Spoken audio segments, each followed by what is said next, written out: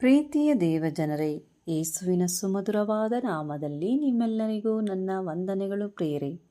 ಪ್ರಿಯರೇ, ನಾವು ಬೈಬಲ್ನಲ್ಲಿರುವ ಯೇಸು ಸುಂಕದವನಾದ ಜಕ್ಕಾಯನ ಮನೆಗೆ ಹೋಗಲು ಕಾರಣವೆಂದು ನೋಡೋಣ ಬನ್ನಿ ಪ್ರಿಯರೇ.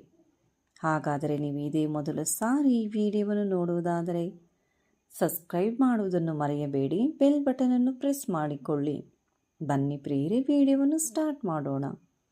ಆತನು ಯೆರಿಕೋ ಊರನ್ನು ದಾಟಿ ಹೋಗುತ್ತಿದ್ದನು. ಅಲ್ಲಿ ಜಕ್ಕಾಯನೆಂಬ ಹೆಸರುಳ್ಳ ಒಬ್ಬ ಮನುಷ್ಯನಿದ್ದನು. ಅವನು ಸುಂಕದ ಗುತ್ತಿಗೆದಾರನು ಮತ್ತು ಐಶ್ವರ್ಯವಂತನು. ಅವನು ಯೇಸು ಎಂಥವನೆಂದು ನೋಡಲು ಅಪೇಕ್ಷಿಸಿದರೂ ತಾನು ಗಿಡ್ಡವನಾಗಿದ್ದರಿಂದ ಜನರ ಗುಂಪಿನ ನಿಮಿತ್ತ ನೋಡಲಾರದೆ ಹೋದನು. ಆದ ಕಾರಣ ಆತನನ್ನು ನೋಡುವುದಕ್ಕಾಗಿ ಮುಂದೆ ಓಡಿ ಹೋಗಿ ಆತನು ಬರುತ್ತಿರುವ ಮಾರ್ಗದಲ್ಲಿದ್ದ ಆಲದ ಮರವನ್ನು ಹತ್ತಿದನು. ಯೇಸು ಅಲ್ಲಿಗೆ ಬಂದು ಮೇಲಕ್ಕೆ ನೋಡಿ, ಜಕ್ಕಾಯನೇ, ತಟ್ಟನೆ ಇಳಿದು ಬಾ, ನಾನು ಇವತ್ತು ನಿನ್ನ ಮನೆಯಲ್ಲಿ ಉಳಿದುಕೊಳ್ಳಬೇಕು ಎಂದು ಅವನಿಗೆ ಹೇಳಲು ಅವನು ತಟ್ಟನೆ ಇಳಿದು ಬಂದು ಆತನನ್ನು ಸಂತೋಷದಿಂದ ಸೇರಿಕೊಂಡನು. ಪ್ರಿಯರೇ, ಇದನ್ನು ನೋಡಿದವರೆಲ್ಲರೂ ಈತನು ಪಾಪಿಯಾಗಿರುವವನ ಬಳಿಯಲ್ಲಿ ಇಳಿಕೊಳ್ಳುವುದಕ್ಕೆ ಹೋಗಿದ್ದಾನೆಂದು ಗುಣಗುಟ್ಟಿದರು. ಆದರೆ ಜಕ್ಕಾಯನು ನಿಂತುಕೊಂಡು ಸ್ವಾಮಿಗೆ, ಸ್ವಾಮಿ, ನೋಡು, ನನ್ನ ಆಸ್ತಿಯಲ್ಲಿ ಅರ್ಧವನ್ನು ಬಡವರಿಗೆ ಕೊಡುತ್ತೇನೆ, ಮತ್ತು ನಾನು ಅನ್ಯಾಯವಾಗಿ ಯಾರಿಂದ ಏನಾದರೂ ತೆಗೆದುಕೊಂಡಿದ್ದರೆ 4ರಷ್ಟು ಹಿಂದಕ್ಕೆ ಕೊಡುತ್ತೇನೆ ಎಂದು ಹೇಳಿದನು. ಇದನ್ನು ಕೇಳಿ ಯೇಸು, ಇವತ್ತು ಈ ಮನೆಗೆ ರಕ್ಷಣೆಯಾಯಿತು. ಇವನು ಸಹ ಅಬ್ರಹಾಮನ ವಂಶಿಕನಲ್ಲವೇ? ಮನುಷ್ಯಕುಮಾರನು ಕೆಟ್ಟು ಹೋಗಿರುವುದನ್ನು ಹುಡುಕಿ ರಕ್ಷಿಸುವುದಕ್ಕೆ ಬಂದನು ಎಂದು ಹೇಳಿದರು. ಪ್ರಿಯರೇ, ಪ್ರಭು ಯೇಸು, ಜಕ್ಕಾಯನೇ, ಇಳಿದು ಬಾ, ನಾನು ನಿನ್ನ ಮನೆಯಲ್ಲಿ ಉಳಿದುಕೊಳ್ಳಬೇಕೆಂದು ಹೇಳಿದಾಗ ಜನರೆಲ್ಲರೂ ಪ್ರಭು ಯೇಸು ಇಂಥವನ ಮನೆಯಲ್ಲಿ ಉಳಿದುಕೊಳ್ಳುತ್ತಾರಲ್ಲ ಎಂದು ಗುಣಗುಟ್ಟಿದರು.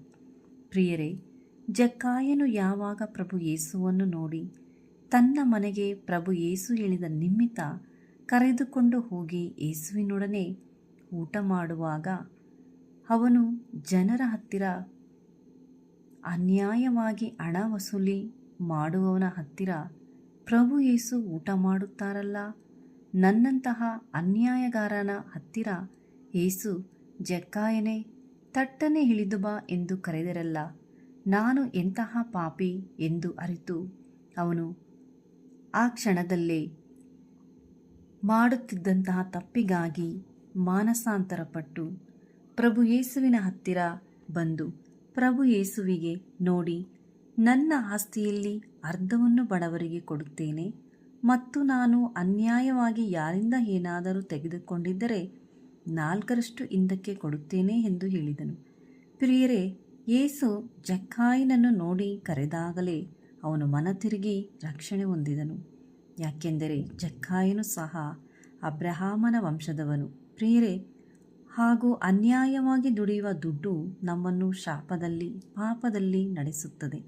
ನಮ್ಮನ್ನು ರಕ್ಷಣೆಗೆ ತೆಗೆದುಕೊಂಡು ಹೋಗುವುದಿಲ್ಲ. ಪ್ರಿಯರೇ, ನಮ್ಮನ್ನು ದೇವರ ಪ್ರೀತಿಯಿಂದ, ಸಾನ್ನಿಧ್ಯದಿಂದ ದೂರ ಮಾಡುತ್ತದೆ.